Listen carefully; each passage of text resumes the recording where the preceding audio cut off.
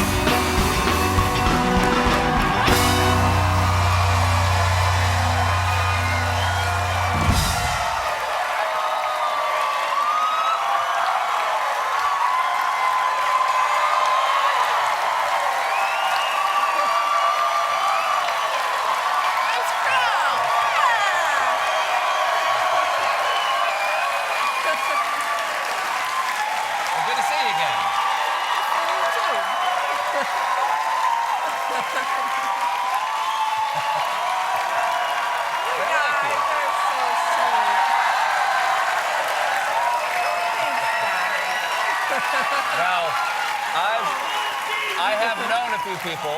I have known a few people in Washington, D.C., and not all of them that get that kind of reception when they go someplace. So you're almost done with the 8 years in the White House. We're almost out of there. How does that feel? Is it at all bittersweet, or you're like, where's the exit? No, it's definitely bittersweet. I mean, everything is like the last, you know? And I find myself choking up because we have raised our kids in the White House. We've had so many amazing experiences. We have a phenomenal staff. We live in a house with people who love us and care about us, and you know, we're going to be walking away from all that. And have it's you had just to say to the kids, like, you know, be prepared, the next house is not going to be like this? Oh yeah, oh yeah. I've actually made my kids start packing their rooms already. It's just like, get this done. Well, you know, I mean... You don't want to keep it to the last minute. Well, my thing is, if you don't pack it, I'm throwing it out. So that's what I do. Then it ends up on eBay. Then it's on eBay. Exactly. I sell it, you know. Well, the most important question I have to ask you is, what is Beyonce really like? She's so talented that I have trouble looking at her without my retinas burning out. You guys actually hang out like friends, right? You shouldn't look her in the eye. No. She's a special person. But what's it like to be Beyonce's Beyonce? Because she looks up to you. She's a sweetheart. I mean, she's smart, she's creative, she's a great mother, she loves her family. I mean, she's she's just a low-key lady. So we have a lot in common in that way. Well, except I can't sing, I can't dance. You can dance. I've seen you dance. Not like Beyonce. All right. Well, I want to talk to you about this Essence magazine here for a second, if we can. This is a beautiful cover, like that. Talking about your 8 years in there. But I need to talk to you about this picture, which, when it was released, burned the internet to the ground. Yeah. Right there.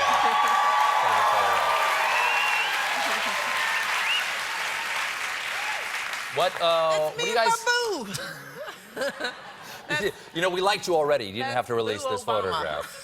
Now, what are you guys saying to each other there? How did this moment come about? You know, Barack is horrible in photo shoots because, and I hate doing photo shoots with him, so I'm sure right there I was saying, would you just be patient and stop? Don't rush the photographer. It's like, yeah, I think we got the shot. Can I go? Can I go? And it's like, no, you can't go. Just be patient.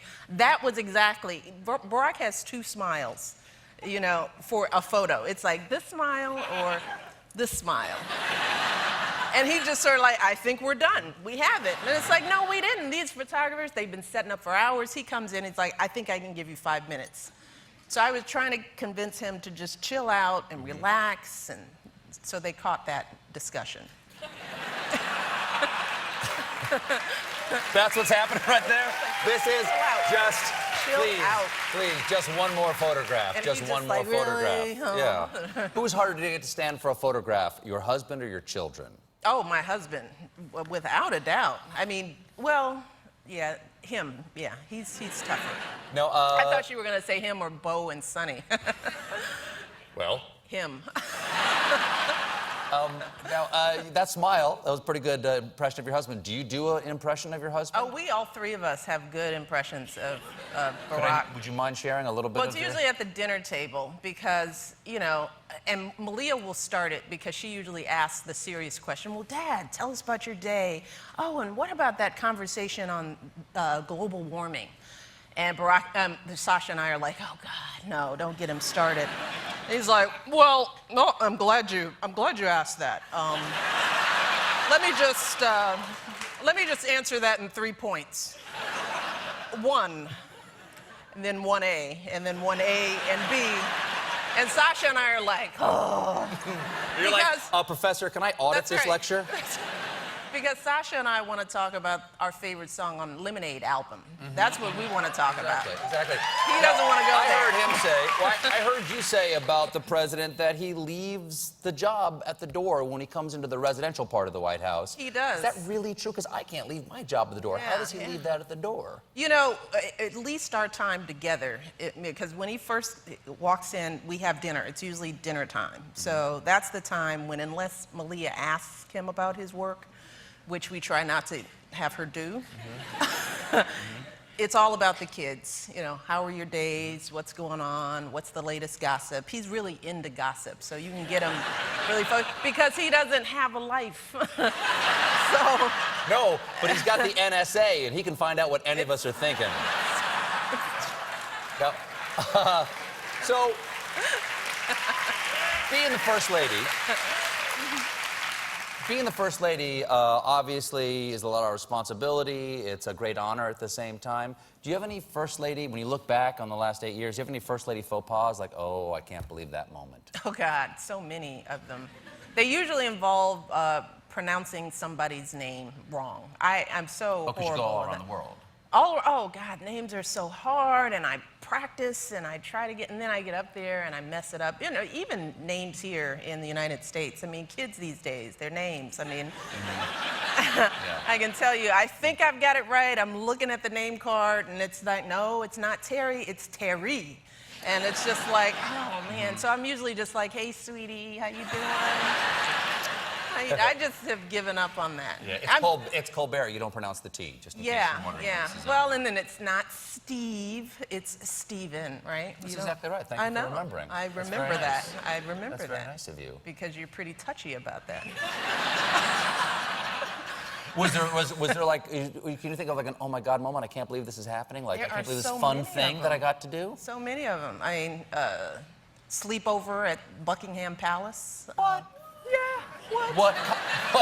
Did you and the Queen paint each other's toenails or anything like that? Well, no. It was when they hosted us for the state dinner. When you're the guest country, you stay at Buckingham Palace. Nice place. I do remember ordering French fries at the palace. They were good. There were some good fries at the palace. Did you guys have French fries at the White House? Yes, you have everything at the White House. I don't know if you would allow them. I mean, organic vegetables. Not every day, but, you know. I love French fries. I am a big French fry fanatic. That's why I have to eat vegetables, because... Just to balance it out? To balance it out, for sure. It would get ugly. You said to Oprah, my good friend Oprah, please say hi. I will. That your husband, and I want to get this right, you called him swagalicious. I did. How is swagaliciousness achieved? It's a person that has a lot of swag. And if you don't know what swag is, Steve, you definitely don't have it.